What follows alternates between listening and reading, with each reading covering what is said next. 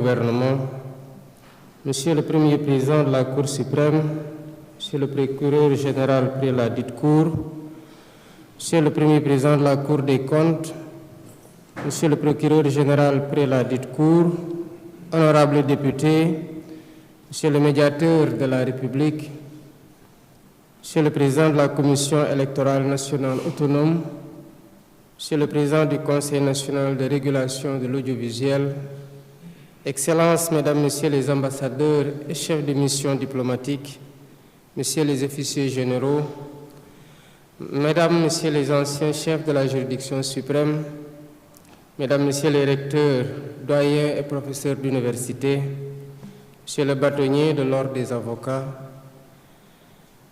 Mesdames, Messieurs les magistrats, Mesdames, Messieurs les avocats, Mesdames, Messieurs les présidents des ordres professionnels, Mesdames, Messieurs les administrateurs des greffes et greffiers, Mesdames, Messieurs les autorités administratives et territoriales, autorités religieuses et coutumières, Mesdames, Messieurs, en vos rangs, grades et qualités, honorables invités.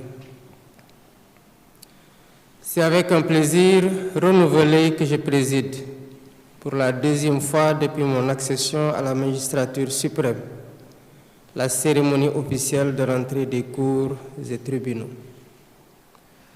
Loin d'être un rituel institutionnel inscrit dans la chronologie républicaine, elle est un moment fort de communion, de réflexion et d'introspection avec les acteurs de la justice. Celle de l'année 2026 intervient à un tournant décisif où l'on scrute les horizons possibles de la consolidation de notre démocratie, du renforcement de nos institutions judiciaires, de l'ancrage de l'indépendance de la justice et de la modernisation de celle-ci. Le peuple attentif et impatient vous jauge, s'interroge, doute et critique. C'est là son droit le plus absolu, puisque la justice est rendue en son nom et qu'elle lui appartient en dernier ressort. Notre responsabilité collective est donc de rassurer, d'expliquer, de convaincre, de dire clairement où nous en sommes, ce que nous voulons transformer et comment nous entendons corriger les insuffisances, combler les retards et répondre en profondeur aux attentes légitimes des populations. Refonder la justice n'est pas une option. C'est une exigence morale, institutionnelle et démocratique au regard des sacrifices consentis par notre peuple pour accéder à une troisième alternance démocratique, saluée et magnifiée bien au-delà de nos frontières. Cette entreprise d'évaluation et de réforme prospective a été entamée dès les premiers jours de mon mandat par les assises de la justice qui ont abouti à des recommandations phares dont le processus de mise en œuvre est déjà amorcé. Ces réformes sont nombreuses. Toutefois, elles ont toutes pour dénominateur commun le respect du contrat de gouvernance confié par le peuple pour consolider durablement l'état de droit. Mesdames, Messieurs, l'ambition de transformation numérique est au cœur du projet de société qui découle de ce contrat de gouvernance avec le peuple. Elle constitue aujourd'hui un pilier essentiel de la modernisation de l'action publique. Dans le secteur judiciaire, elle répond à des enjeux majeurs d'efficacité, de célérité, de transparence, de sécurité juridique et de respect des droits fondamentaux. Le juge, garant des libertés et pilier de l'état de droit, se trouve désormais au cœur d'un environnement numérique en constante évolution, marqué par la dématérialisation des procédures, la gestion électronique de l'information judiciaire et l'émergence de nouveaux outils technologiques d'aide au pilotage et à la décision. C'est dans ce contexte que le thème de cette rentrée solennelle, le juge face au défi du numérique, a été retenu. Il met en lumière l'un des défis majeurs du XXIe siècle, caractérisée par l'essor fulgurant des technologies de l'information et de la communication, désormais amplifiée par l'irruption de l'intelligence artificielle. Cette révolution technologique transforme profondément nos institutions, nos méthodes de travail, nos cultures professionnelles et nos rapports sociaux. Le juge, en tant qu'acteur central de la justice, ne saurait s'en abstraire. Son office, son rôle, ses pratiques en subissent déjà et continueront d'en subir les effets. En effet, l'Internet, les courriels, les messageries instantanées, les moteurs de recherche, l'archivage électronique, les scanners sont devenus des moyens courants de communication et de travail indispensables pour le juge. Dès lors, une question fondamentale se pose. Le tout numérique peut-il s'accorder avec les exigences cardinales de l'acte de juger? L'indépendance, l'impartialité, la réserve, la loyauté, le secret des délibérations, la probité, la dignité? Mesdames, Messieurs, cette interrogation en appelle d'autres. Le numérique garantit-il suffisamment l'indépendance du juge face aux risques de manipulation, de cyberattaques, d'espionnage, de piratage, d'infection par des virus ou de fraude numérique?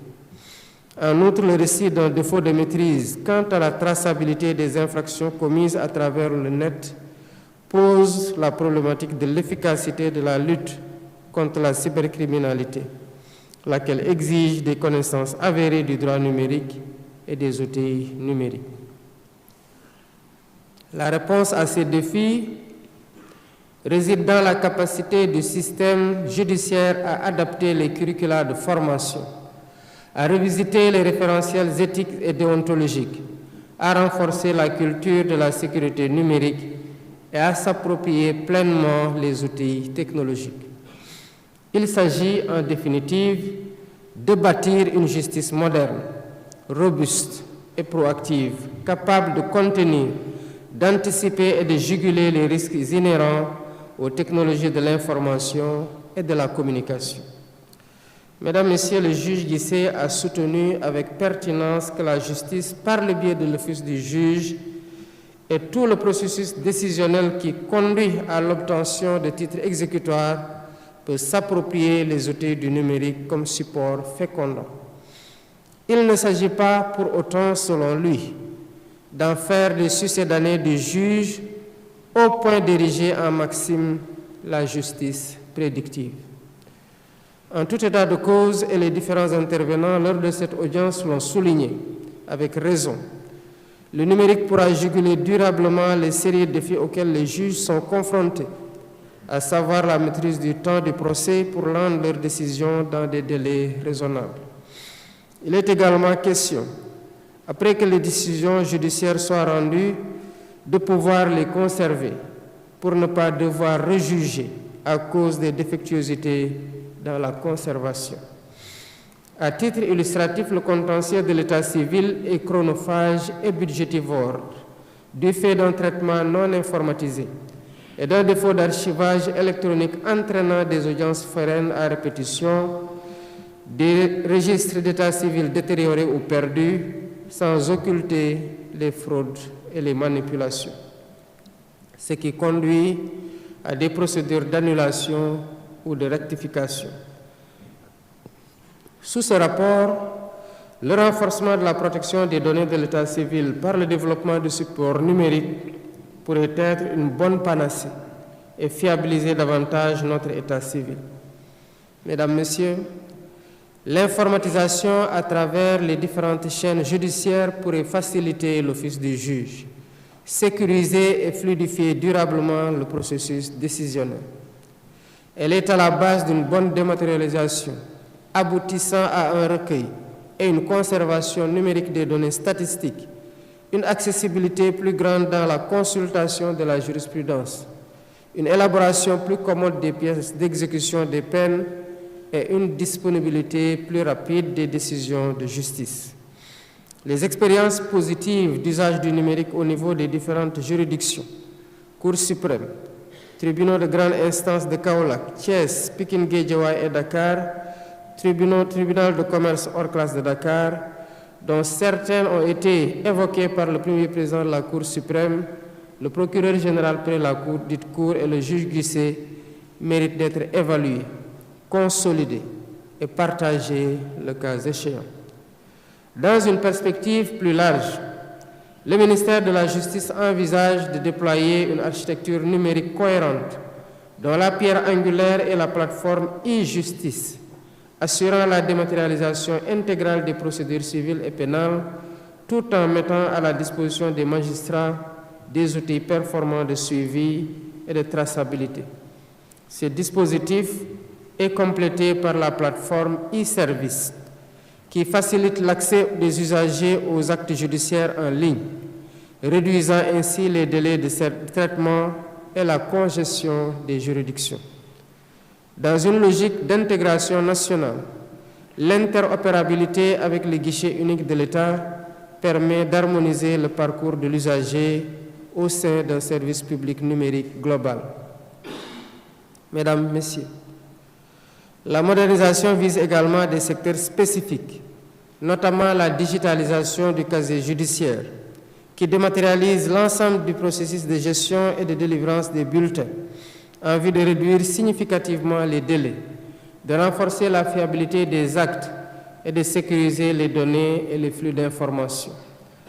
La digitalisation de la gestion des maisons d'arrêt et de correction permet aux juges de l'application des peines et aux juges d'instruction, notamment, un suivi plus rigoureux, plus humain et plus transparent de la détention.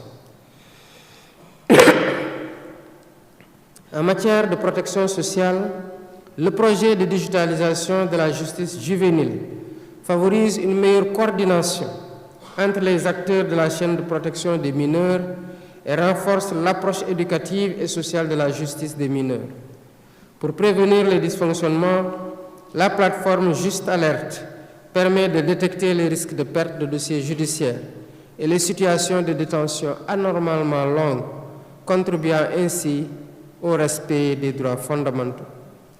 Ces dispositifs sont soutenus par la mise en place d'une bibliothèque numérique judiciaire, centralisant les textes, la doctrine et la jurisprudence afin d'appuyer le travail intellectuel et décisionnel du juge. Enfin, ces avancées reposent sur un renforcement substantiel des infrastructures numériques, incluant le déploiement de mini-data centers, l'interconnexion sécurisée des juridictions et une politique structurée de formation continue destinée à accompagner l'ensemble des acteurs judiciaires dans cette mutation historique. Mesdames, Messieurs, à travers l'agenda 2050, le New Deal technologique, les assises de la justice, la lettre de politique sectorielle du ministère de la Justice, je réitère mon engagement ferme de mettre en place une justice moderne et performante qui passe nécessairement par l'appropriation de tous les outils du numérique, non seulement par le juge, mais également par tous les acteurs de la justice. Cela est d'autant plus impérieux que nous vivons dans un monde interconnecté qui nous impose son rythme. Tous les États, les institutions, ainsi que leur administration qui refusent de s'y plier seront laissés inéluctablement en rade et risquent par conséquent d'être rapidement submergés et dépassés. Par ailleurs, il faut relever que dans l'entreprise de modernisation de la justice, le juge n'agit pas seul. Il intervient dans une chaîne de plusieurs acteurs qui lui permet de rendre son office conformément à la loi et aux attentes des usagers. Dans ce cadre, l'usage optimal du numérique est subordonné à d'autres facteurs que sont des palais de justice adaptés aux réalités du numérique, une connectivité sécurisée et continue et des machines adaptées et sécurisées. Il est donc urgent d'accélérer la mise en œuvre du schéma directeur de l'usage du numérique dans la justice pour bien prendre en compte tous ces facteurs. Sinon, de graves dangers et attaques malveillantes peuvent entraver dangereusement l'office du juge. Conscient de la place et du rôle du juge dans la stabilisation et la sécurisation de la paix sociale, de l'économie et de la préservation de nos institutions, je me suis résolument engagé, en tant que président du Conseil supérieur de la magistrature et garant de l'indépendance de la justice, à prendre les mesures appropriées pour que le juge puisse rendre ses décisions dans des délais raisonnables, en toute indépendance et en toute impartialité. Mesdames, Messieurs, l'usage du numérique par le juge impliquera certainement une réforme de plusieurs de nos textes pour introduire l'assignation par voie électronique, la signature électronique, les citations par voie électronique, la dématérialisation intégrale de certaines procédures pour la consultation et la délivrance de certains actes juridictionnels, les interrogatoires et les confrontations à distance et le tribunal virtuel. Au demeurant, il s'agirait là de la concrétisation d'une recommandation des assises qui préconisait l'amorce et l'accélération de la transition numérique de la justice. L'ambition de l'État est de garantir une justice numérique, souveraine, sécurisée et inclusive, dans laquelle l'innovation technologique constitue un levier d'amélioration de l'accessibilité, de l'équité et de l'efficacité du système judiciaire.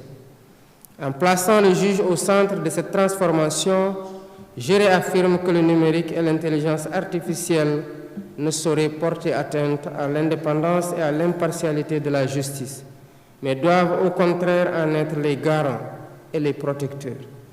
Le numérique représente donc à la fois un défi majeur et une opportunité historique pour le juge. À travers les projets structurants engagés, le ministère de la Justice s'inscrit dans une dynamique de modernisation maîtrisée, plaçant le juge au cœur de la transformation tout en préservant l'essence, la noblesse et l'autorité de la fonction juridictionnelle.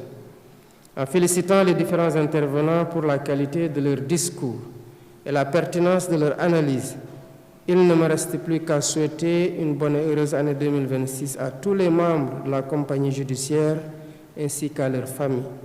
Je déclare ouverte l'année judiciaire 2026 et vous remercie de votre attention. L'audience est levée.